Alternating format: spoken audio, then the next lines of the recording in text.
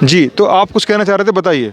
नहीं, अब क्या बताना, क्या मैं ये बताना चाह रहा हूँ, जब भी हमारे गुरुजी गुरु मंत्र देते हैं, जिसको नाम कहते हैं, वो 3 शर्त रखते हैं। और वो ये कहते हैं कि दक्षिणा में उन्हें 3 चीज़ मुझे दे जाओ। देखो कितनी अच्छी दक्षिणा मांगते हैं, जिसको गुरु दक्षिणा कहते हैं, है जी। बहुत से तो गुरु जी है, कोई पैसा मांग रहा, कोई चांदी मांग रहा, कोई कपड़ा मांग, चढ़ाए जाओ। परंतु हमारे गुरु जी क्या कहते हैं, 3 चीज़ मांगते हैं। जरा दर्शकों की तरफ देखकर बताइए आप थोड़ा सा। अगर ये है कि आप जो है नशा करते हो, नशा छोड़ दो, मुझे दे जाओ। अगर आप मांस मच्छी खाते हो, छोड़ दो, मुझे दे जाओ। और तीसरा और क्या कहते हैं कि बराबर की लड़कों के लिए कहते हैं कि बराबर की महिला या लड़की वो बहन बराबर है, छोटी बेटी बराबर है और बड़ी माँ बराबर है जी। यही से प्रेरणा उनको देते हैं कि लड़कियों को भाइयों के लिए। अगर किसी के विचार जो आप बता रहे हैं ये बात की इस तरह की परिस्त्री वाला बता रहे हैं, यही आरोप जो है गुरुजी पे लगे हैं। जब वो शिक्षा देते हैं इस तरह की, फिर भी उन पर आरोप ऐसे क्यों लगे हैं? मैंने हाँ बहुत बड़ी बात कही, वही मैं बताने जा रहा था कि पंजाब मादक पदार्थ का सबसे बड़ा, इस दुनिया में सबसे बड़ा सेंटर है। और ये बताइए कि जब गुरुजी, अब मैं बताना वही तो बताना जा रहा था, मैं विषांतर हो गया किसी कारण। कल जितने भर भी यहाँ आएंगे, इनमें वही 3 से चीज़ से पूरी मतलब दूर रहेंगे। कोई इनमें बीड़ी वाला नहीं होगा, कोई नशे वाला नहीं होगा। देखिए आप कल को कितनी पब्लिक आएगी। और कोई जो है मांसाहारी नहीं होगा, कोई नहीं होगा। और जब इनके जो है 6 करोड़ तक पहुंच गए थे, जब रोज़ इनकी जो है ये कि यहाँ बढ़ते जा रहे थे, और उनकी जो है वो जो है ये कि मतलब कम होते जा रहे थे, शराब भी वराब भी, तो उन्होंने माफियाओं ने क्या सोचा कि वो जैसे मैंने बताया ना कि कबीरदास जी के पीछे पड़ गए, क्योंकि भाई यूँ तो हमारी रोटी खो रहा, और उनके मुल्ला जी पे पीछे पड़ गए कि ये तो हमारी रोटी खो रहा। इसी तरह ड्रग्स माफिया, शराब माफिया हमारे गुरुजी के पीछे पड़ गए कि ये तो अगर इसी तरह अगर इसकी चलती रही तो ये तो ये है कि मांस मच्छी और सबको शराबियों को ये ख़त्म करके और ये तो इस देश को महान बना देगा और हमारी दुकान ठप हो जाएगी। इसीलिए जिस तरह कबीरदास जी को और उनके पैगंबर साहब के पीछे पड़ गए थे, इसी तरह ये जो शराब माफिया, ड्रग्स माफिया हमारे गुरुजी के पीछे पड़ गए। और ये आज घोर कलयुग है। मैं बिल्कुल चैलेंज से कहता हूँ, अरे जाओ। मैं भी कहता हूँ, मैं ये कि मेरठ में बहुत ऐसी मिल जाएंगी औरतें कि मैं ये कि 50 या 10 या 100 रुपये या 500 रुपये का थोड़ा सा लालच देख के और मैं आप पे भी आरोप लगा दूं कि मेरे बाप के चौथे तेरा नाम माँ बेटी। तो ऐसे आरोप अरे हमारे गुरुजी के लिए हो सकता है कि करोड़ों में खरीद ली हो। जी, बहुत ही अच्छा उत्तर दिया है। और मैं यहाँ जानना चाहूँगा कि जो गुरुजी द्वारा कार्य चलाए जा रहे हैं आप लोगों के बीच में, 135 कार्य हैं, तो क्या आप सभी जरा मुझे हाथ खड़ा करके बताएं और कैमरामैन भी दिखाएं, क्या वास्तव में आज भी आप वो कार्य करते रहते हैं? बहुत बढ़िया जी, तो मुझे जरा ये बताइए कि क्या वो आप अगर गुरुजी के आने में पता नहीं कब आए, क्या वो आप कार्य मरते दम तक करते रहेंगे? थोड़ा बताएं, जरा आवाज़ करके थोड़ा बताएं। बहुत बढ़िया बात पूछे। मरते दम तक करते रहेंगे। तो एक और अगली पीढ़ी भी करती रहेगी। और सुनिए, देखिए मान्यवर, गौर से सुनना मेरी बात। जहाँ तक आपका ये कि उसके वो हैं मानवता के कार्य के लिए, एक और मैं आपको ऐसा मिसाल बताऊंगा कि सहारनपुर में जो मेडिकल कॉलेज हैं, जहाँ MBBS की पढ़ाई जाती है, जो MBBS की डिग्री लेकर और कॉलेज से बाहर आकर और वो जनता की सेवा करते हैं, उनको पढ़ाई के लिए एक बॉडी की ज़रूरत पड़ती है, मर्द बॉडी की। और हमारे गुरुजी सन 17 से वो ये ठीक है, मैं आगे नहीं कहूँगा, आप सब जानते हैं कि अगस्त 17 से कहाँ हैं। परंतु उसके बावजूद भी आप किसी भी मेडिकल कॉलेज में जाएं, एक हमारे यहाँ भी है मेडिकल कॉलेज खुला था हापुड़ के पास, मुलायम सिंह यादव। आप अगर वहाँ भी जाके ये पूछेंगे कि आपके यहाँ कितनी बॉडी हैं, कम से कम 6-7 बॉडी हैं, ये कहाँ से आई, वो बड़े भैया के लिख के देगा, वो कहेगा कि डेरा सच्चा सौदा बढ़ना, वो सिरसा से। अब ये कैसे आती है ये भी मैं आपको बताता हूँ, ये भी मैं बताता हूँ। 9 मई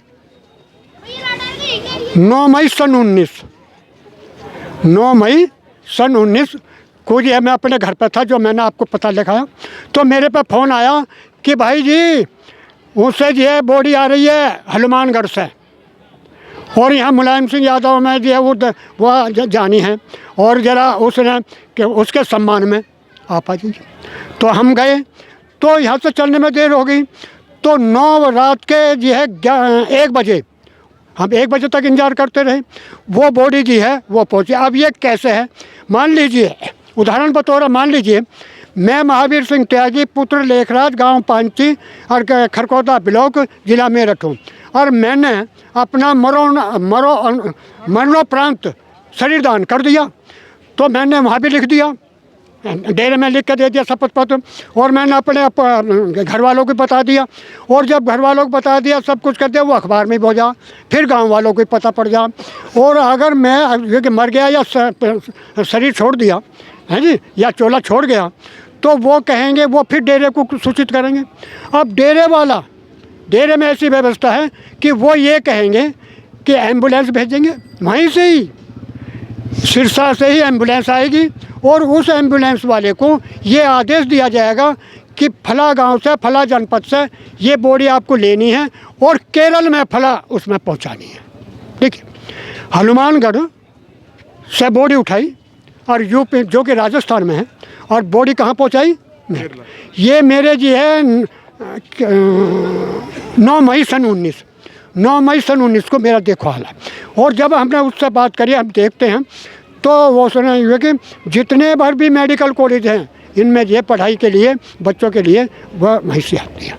तो अभी मेरे भाई ने बताया कि हम शरीर दान में आपको आँख दान अगर कहीं भी नहीं मिल सकती, अगर आपको आँख दान है, आँख दान, कोई आँख दान कर रहा, कोई बहुत से ऐसे भी हैं। ये डेरे सच्चे सौदा खून दान के बारे में सुना है बहुत, तो यह मुझे बताएंगे कौन कौन ऐसे व्यक्ति हैं जो हाथ खड़ा करके बताएं, और कैमरा में भी दिखाएं कि जिसने यहाँ पर आने के बाद खूनदान जरूर किया है। ऐसे कौन कौन से भाई हैं जी, कैमरामैन दिखाएं एक बार। बहुत अच्छी बात है कि यहाँ पर ज़्यादातर जवान लोग हैं, कुछ अधेड़ भी हैं जिन्होंने खूनदान अपना किया है, बहुत अच्छी बात है। हमारे वालिद ने आँख दान की। उसके भी अलावा जी जी, वो एक किडनी होती है, किडनी होती है जी। अगर कोई किडनी से किसी को जीवन दान मिलता हो और वो डेरा सच्चा सौदा में अगर जाके ये कहे कि मुझे, तो क्योंकि हमारे यहाँ ऐसी व्यवस्था है कि जैसे मन आँख दान कर दी, मन प्राण शरीर दान कर दिया, वो सब सूची होती है।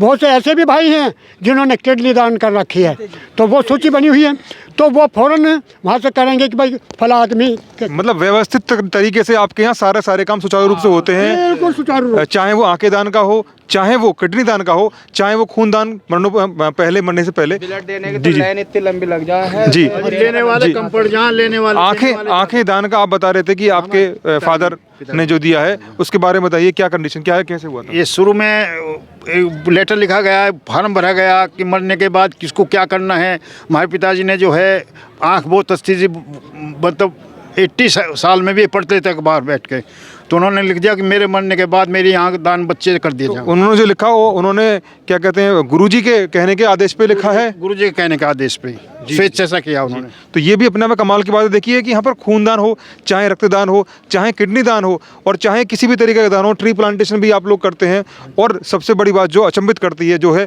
वेश्याओं की शादी भी यहाँ पर कराई जाती है। तो एक बार और मैं पता करना चाहूँगा, वेश्याओं की शादी यहाँ पर किस तरीके से, मतलब वहाँ से कैसे लाया जाता है, क्या प्रोसीजर है? बताएंगे आप, बताएंगे। देखिए, अगर इसे आप सुनोगे ज़्यादा पता तो अचंभा मानोगे। इस पश्चिमी उत्तर प्रदेश में, क्या उत्तर प्रदेश में, मेरठ में सबसे बड़ा कोठा है, समझिए मेरी भाषा को, या क्योंकि यह बहुत बड़ी बस्ती है या बहुत बड़ी वो है। और हमारे गुरुजी जब भी कई दफ़े मेरठ वालों को ये कहा कि वहाँ जाइए, तो वो क्या है कि वो हमें उपदेश देते थे, कि उपदेश ये देते थे कि आप वहाँ जाएं वैसाओं में, और उन्हें ये देखिए कि उन्हें समझाइए और उनको वो करिए, और उनको जो वहाँ से निकाल के लाइए, और अगर प्रशासन की ज़रूरत पड़ती है तो मैं चिट्ठी लिखूँगा, और उन्हें जो है कोई किसी वजह से कोई धोखे से ले गया, बेच दी है जी, जो गलत फंस गई हैं उन्हें लाइए, और उन्हें डेरे में ला कर उनको हम शुभ देवी का नाम देंगे, और अपनी हम कन्या के रूप में उसकी शादी कराएंगे। मतलब कि अपनी बेटी बना करके उनको शादी की है। तो शादी जो है उनकी इच्छा से की जाती है या क्या प्रोसीजर रहता है? हाँ, बहुत बढ़िया बात की, बहुत बढ़िया कहीं बात। ऐसा तो नहीं उनको जबरदस्ती शादी कराई जाए? नहीं नहीं नहीं नहीं, बहुत बढ़िया। हमारे यहाँ एक और एक सूची है। नहीं नहीं, इलाज तो उनका है ही, इलाज करके सब। अच्छा, मतलब उनका इलाज भी करवाया जाता है? हाँ, बिल्कुल, कोई किसी तरह की कमी नहीं है। एक है हमारे यहाँ, एक लिस्ट बनी हुई है, एक लाइन बनी है योद्धा। और गुरुजी ये कहते हैं कि भाई जो ऐसी हमारी जो है कहेस है, जो शादी करने को तैयार है, वो हमें यहाँ जो है नाम लिखवाते हैं। वो बहुत लंबी सोची है, बहुत गौर से सुनते हैं ना, वो बहुत लंबी सोची है। अब मान लीजिए कोई वैसा चलेगी और उसकी जो है 20 साल या 25 साल की उम्र है और वो ठीक भी होगी, स्वस्थ भी होगी, शरीर भी है, उसी के अनुसार फिर योद्धाओं में से लड़का ढूंढा जाता है। अब मेरी बात गौर से सुनते रहना, योद्धाओं में से लड़का ढूंढा जाता है और लड़का ढूंढने के बाद उनको जो है गुरुजी ये कि 25-25 हज़ार दोनों को जो है अपनी तरफ से, डेरे की कमाई से नहीं। अगर मान्यवर अगर देखो तो हमारे अपनी तरफ से बता रहे हैं, तो गुरुजी का कमाने का तरीका कैसे कमाते हैं गुरुजी? क्योंकि गुरुजी का सत्संग करते हैं, सत्संग करने वाले व्यक्ति कमाएगा कहाँ से? हाँ, बहुत बढ़िया प्रश्न है जी, वही तो मैं बताना चाह रहा हूँ। हमारे गुरुजी इस डेरे का, जबकि इतना बड़ा डेरा आपको जानकारी है, हमारे गुरुजी अपने इस डेरे का एक नया पैसा भी नहीं खाते और ना ही वो इस्तेमाल। मैं वही पूछ रहा हूँ, जब नहीं खाते। मैं बताने जाऊँगा भाई, मैं खुद बताने जाऊँगा, तो वह नहीं है। हाँ, ये तो है कि जब वो रहते हैं ये भाई डेरे के मकान में तो रहते हैं, पर डेरे का खाते कुछ नहीं। अब सवाल पैदा ये होता है, और ये भी मैंने बताया कि शुभ देवी को वो कभी उनकी अम्मा और वे जो ऐसी व्यवस्थाओं की जो शुभ देवी बनाकर लड़कियों की शादी करते हैं और किन से कराते हैं वो मैंने आपको बता दिया जो।